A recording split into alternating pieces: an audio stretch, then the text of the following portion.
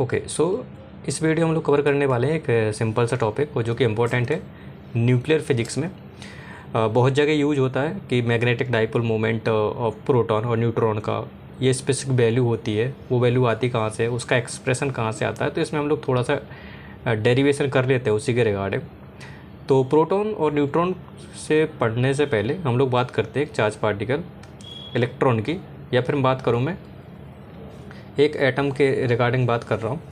तो जब हम लोग एटॉमिक फिजिक्स की बात करते हैं तो वहाँ पर जो आप लोग लिखते हो मैग्नेटिक डाइपोल मोमेंट, या फिर कहूँ यहाँ पे कि ड्यू टू ऑर्बिटल मोशन जो हमारा मैग्नेटिक डाइपोल मोमेंट आता है वो आता है हमारा simply I into cross section area A. इसको थोड़ा सा मैं और एक्सप्रेस करता हूँ सिंपली मैथमेट यूज करके। तो यहाँ से आई को हम लोग लिख सकते हैं charge upon time period into pi R square, जो सर्कुलर ऑर्बिट है हमारा। तो यहाँ पे पुट किया और हमारा जो टाइम पीरियड होता था वो होता था हमारा सिंपली जो सर्कमफेरेंस में जो भी डिस्टेंस कवर करेगा विद द वेलोसिटी बी। तो यहाँ से जो एक्सप्रेशन आपका निकल के आता है ऑर्बिटल मोमेंट, अगर मैं बात करूँ तो गलत नहीं है, अगर ऑर्बिटल मोमेंट का जो एक्सप्रेशन आता है वो कुछ इस तरीके से आता है, ठीक है। तो यहाँ पर आप लोग देख सकते हो कि यहाँ पर ई upon 2m into L vector जो कि है एंगुलर मोमेंटम, और एंगुलर मोमेंटम को अगर मैं इसके मैग्नीट्यूड की बात करूं तो जो डाइपोल मोमेंट आता है ड्यू टू ऑर्बिटल मोशन उसका मैग्नीट्यूड कुछ इस तरीके से एक्सप्रेस करते हैं। ये एल का आपका मैग्नीट्यूड कुछ इस तरीके से डिफाइन करते हैं हम लोग। तो यहाँ से हम लोग डायरेक्ट वैल्यू पुट कर सकते हैं लाइक दिस, ठीक है। और ये जो आपकी कांस्टेंट क्वांटिटी है इसको हम लोग एक्सप्रेस करते हैं बोहर मैग्नीट्यूड के रूप में। तो ई एच अपॉन 4πm की जो वैल्यू होती है वो कुछ इस तरीके से लिखते हैं 9.27 इंटू 10⁻⁻27 जूल पर टेस्ला। यहाँ पर एच आपका प्लांक कांस्टेंट है जिसकी वैल्यू 6.6 इंटू 10⁻34 के अप्रोक्स आप लोग रखोगे, और यहाँ पर 4π एंड ई ये सारे क्या है आपके कांस्टेंट है, और जो मास एम है वो आपका मास ऑफ इलेक्ट्रॉन है। तो इस तरीके से हम लोग एटम के अंदर बात करते हैं कि डाइपोल मोमेंट कैसा आएगा हमारा, स्पेशली मैग्नेटिक डाइपोल मोमेंट। ये तो हमारी बात हो गई ड्यू टू ऑर्बिटल मोशन। हम लोग जानते हैं कि जो आपका इलेक्ट्रॉन है वो अपने एक्सेस के अबाउट भी रोटेट करता है, जिसको हम लोग स्पिन के नाम से जानते हैं। तो अगर इसी तरीके से मैं स्पिन मोमेंट की बात करूँ या स्पिन डाइपोल मोमेंट की बात करूँ तो कुछ इस तरीके से मैं लिख सकता हूँ उसका एक्सप्रेशन लाइक दिस। यहाँ पर मैंने इंट्रोड्यूस नहीं किया है बट यहाँ पर एक GS फैक्टर आता है जो कि स्पिन में देखने को मिलता है, और GS की वैल्यू जो होती है फॉर इलेक्ट्रॉन वो 2 होती है। और यहाँ पर अगर मैं इंट्रोड्यूस कर देता हूँ एक और कांस्टेंट GL जिसको हम लोग लैंडे जी फैक्टर भी बोलते हैं। तो for electron Landé ji factor की वैल्यू 1 होती है ड्यू टू ऑर्बिटल मोशन, और अगर स्पिन की बात करूँ तो ड्यू टू स्पिन यहाँ पर जो लैंडे जी फैक्टर आता है उसकी वैल्यू होती है 2 फॉर इलेक्ट्रॉन। तो सिमिलरली जो एक्सप्रेशन हमने ऑर्बिटल के निकाला था वैसे ही हम लोग यहाँ पर स्पिन की वजह से भी निकाल सकते हैं। तो ये मैग्नीट्यूड हो जाएगा हमारा ड्यू टू स्पिन जो कि आपका मैग्नेटिक डाइपोल मोमेंट का है। अब अगर जो चार्ज पार्टिकल आपका इलेक्ट्रॉन है वो ऑर्बिटल मोशन भी कर रहा है, साथ ही साथ स्पिन मोशन भी कर रहा है, तो अगर मैं टोटल एंगुलर मोमेंटम की बात करूं तो उसकी वजह से जो आपका डाइपोल मोमेंट आएगा जिसको हम लोग म्यू जे लिखते हैं या फिर सिंपली म्यू लिख सकते हो, उसकी वैल्यू होती है GJ/2mJ। वैसे ही आपने डेरिवेशन आपको करना है और यहाँ से हम लोग एक्सप्रेशन निकाल सकते हैं। टोटल एंगुलर मोमेंटम की वजह से जो आपका म्यू लिखते हैं हम लोग वो कुछ इस तरीके से डिफाइन करते हैं। और यहाँ पे जो GJ का एक्सप्रेशन है वो रिलेटेड है आपका लैंडे जी फैक्टर, बट यहाँ पर टोटल एंगुलर मोमेंटम की बात करते हैं तो यहाँ पे जो GJ की वैल्यू आती है वो कुछ इस तरीके से डिफाइन होती है। ये सिंपली कॉम्बिनेशन है आपका एंगुलर एंड स्पिन मोशन का फॉर इलेक्ट्रॉन।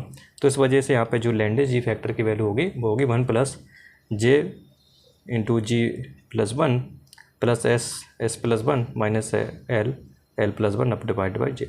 अब यहाँ पर आप लोग वैल्यू देख सकते हो कि फॉर इलेक्ट्रॉन जो आपका स्पिन क्वांटम नंबर है या फिर S की वैल्यू बोली तो वो आपकी हाफ होती है, और वही अगर मैं बात करूँ L की वैल्यू तो वो डिपेंड करता है कि इलेक्ट्रॉन आपका किस ऑर्बिट में मोशन कर रहा है। तो वहाँ पर हम लोग L की वैल्यू पुट करेंगे, और जो आपका J होता है वो सिंपली वैल्यू आपका जो लेता है वो होता है -L to L का mod 2L + S with unity gap. तो इस वजह से आपका यहाँ पर ये वैल्यू डिफाइन हो जाती है। और अगर एक पर्टिकुलर ऑर्बिट की बात करते हैं तो वहाँ पर जे की वैल्यू भी डिफाइन हम लोग कर सकते हैं। तो ये तो बात हो गई एटॉमिक फिजिक्स की। बट अगर हम लोग न्यूक्लियर की बात करते हैं, न्यूक्लियस के अंदर की बात करते हैं, तो वहाँ पर देखने को मिलता है कि जो चार्ज पार्टिकल्स होते हैं, चार्ज पार्टिकल्स अगर मैं बात करूँ सिर्फ प्रोटॉन, जो कि हमारा न्यूट्रॉन के साथ कॉम्बिनेशन में न्यूक्लियस में अवेलेबल होता है, nucleus is not a charge particle. So हम लोग यहाँ पर पहले तो बात करते हैं प्रोटॉन की। प्रोटॉन के लिए हम लोग वो सारी चीज़ें देखेंगे, बट वो सारी चीज़ें देखनी है न्यूक्लियस के अंदर। तो जंप करते हैं उसी टॉपिक में जो कि हमारा मेन टॉपिक था। अगर मैं magnetic moment for single proton की बात करूँ तो यहाँ पर जो सिंगल प्रोटॉन है वो सिर्फ और सिर्फ मोशन कर सकता है, वो कर सकता है स्पिन। क्योंकि अगर ऑर्बिटल मोशन करना है तो किसी पार्टिकल के रेफरेंस में आपको करना पड़ेगा मोशन, बट वहाँ पर सिंपल अगर एक सिंगल प्रोटॉन है तो वहाँ पर सिर्फ और सिर्फ अवेलेबल हो सकता है, वो हो सकता है स्पिन एंगुलर मोमेंटम। सो यहाँ पर हम लोग वही चीज़ डिस्कस कर रहे हैं कि magnetic dipole moment for one proton is only due to spin angular momentum. तो वही जो हमने पहले एक्सप्रेशन निकाला था फॉर चार्ज पार्टिकल के लिए, कुछ इस तरीके से हम लोगों ने डिफाइन किया था। बट यहाँ पर आप देख सकते हो ये क्या है, हमारा मास ऑफ प्रोटॉन। वहाँ पे भी हम लोग चार्ज पार्टिकल का मास रखा था, बट यहाँ पर चार्ज पार्टिकल हमारा प्रोटॉन है, तो यहाँ पे मास ऑफ प्रोटॉन आएगा। और यहाँ पर जीपी जो लैंडिस जी फैक्टर होता है, इसकी वैल्यू प्रोटॉन के लिए कुछ अलग होती है और इलेक्ट्रॉन के लिए कुछ अलग, और सिमिलरली न्यूट्रॉन के लिए अलग अलग होती है। तो यहाँ पर हम लोग बात कर लेते हैं, अगर इस एक्सप्रेशन को मैं ओपन करता हूँ मैग्नीट्यूड के रूप में, तो कुछ स्पिन एंगुलर मोमेंटम की वैल्यू कुछ इस तरीके से मैं पुट कर सकता हूँ, जहाँ पे एच क्रॉस हमारा सिंपली h/2π है। ये सब चीज़ें कलेक्ट करके ये एक सिंपल सा कांस्टेंट बनता है। और न्यूक्लियर फिजिक्स में आप लोगों ने देखा होगा μn लिखा हुआ, जिसको न्यूक्लियर मैग्नेट्रॉन भी बोलते हैं। ये क्वांटिटी नथिंग बट ये कांस्टेंट होता है, जहाँ पर EH/4πmp इसकी वैल्यू जब आप पुट करोगे तो आपके पास मैग्नेट्रॉन या फिर बोलो न्यूक्लियर मैग्नेट्रॉन की वैल्यू निकल के आ जाती है 5.05 × 10⁻27 जूल पर टेस्ला। जबकि इलेक्ट्रॉन के केस में हमारी वैल्यू यहाँ पर कितनी आई थी, सिंपली EH/4πm, और वहाँ पर हम लोगों ने निकाला था इसकी 9.27 × 10⁻27 जूल पर टेस्ला। तो म्यू बी और म्यू एन आपको समझ में आना चाहिए कि जब हम लोग न्यूक्लियस की बात करेंगे तो वहाँ पर न्यूक्लियर मैग्नेट्रॉन आएगा, और जब हम लोग बात करेंगे एटॉमिक फिजिक्स या एटम की बात करेंगे तो वहाँ पर आएगा म्यू बी, जिसको हम लोग बोहर मैग्नेट्रॉन भी बोलते हैं।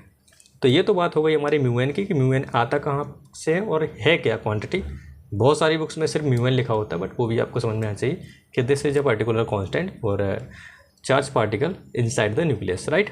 सो यहाँ पर अगर मैं बात करूँ जीपी यहाँ पर भी एक लैंडिस फैक्टर है, बट यहाँ पर जो लैंडिस जी फैक्टर जो है प्रोटॉन के लिए इसकी वैल्यू स्पेसिफिक होती है, जो कि हमारी 5.586।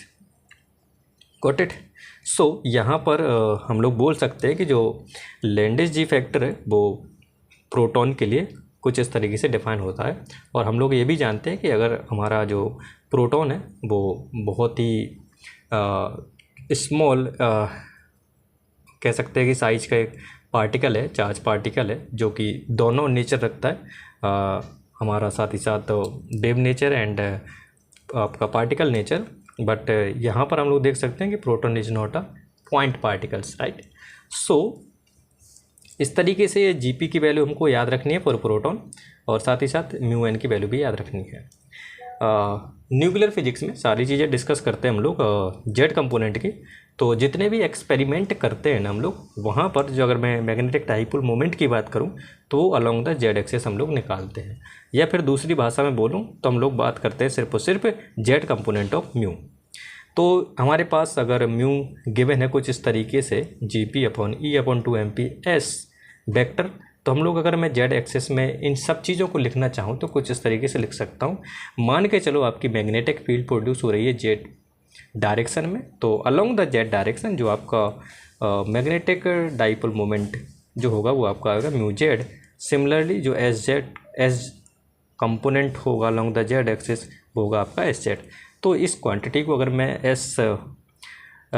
जेड डायरेक्शन में लिखना चाहूँ तो कुछ इस तरीके से मैं डिफाइन कर सकता हूँ, लाइक म्यू का along Z axis mu Z component होगा, जो कि होगा म्यू वेक्टर कॉस थीटा। और यहाँ से मैं म्यू की वैल्यू रिप्लेस करता हूँ तो कुछ इस तरीके से डिफाइन हो जाती है। और यहाँ पे आप देख सकते हो कि जो एस कॉस थीटा है वो आपका अलॉन्ग द जेड एक्सिस है।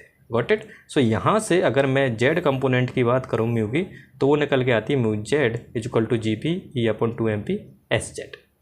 Got it. सो नाउ हम लोग प्रोसीड करते हैं आगे की चीज़ें।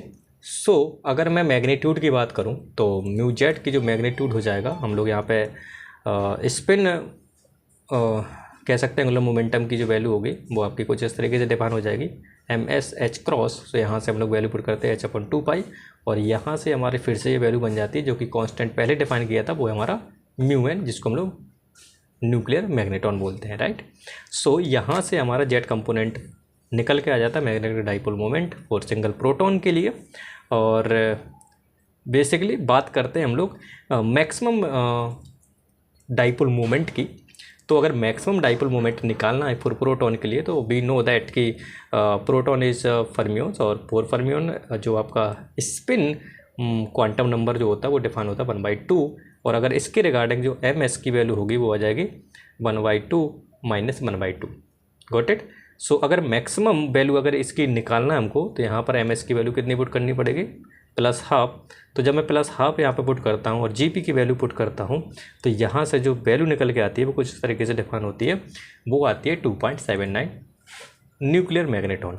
तो आपको जो बुक्स में मिलेगा इसकी वैल्यू जो डिफाइन होती है हमारी for proton magnetic dipole moment जो होता है हमारा, वो होता है 2.793 न्यूक्लियर मैग्नेटॉन। इस तरीके से हम लोग ड्राइव कर सकते हैं expression for magnetic dipole moment for a single proton. Next video हम लोग इसी तरीके से कवर कर लेंगे फॉर न्यूट्रॉन। तो वो सारी चीज़ें क्लियर हो जाएंगी जो कि बुक्स वगैरह में आई थिंक ईजिली तरीके से समझ में नहीं आती है। तो आई होप ये वीडियो आपको पसंद आया होगा। अगर कोई नई जानकारी आपको मिलती है then you can share with your friend and you can like the videos, and thank you and all the best for tomorrow.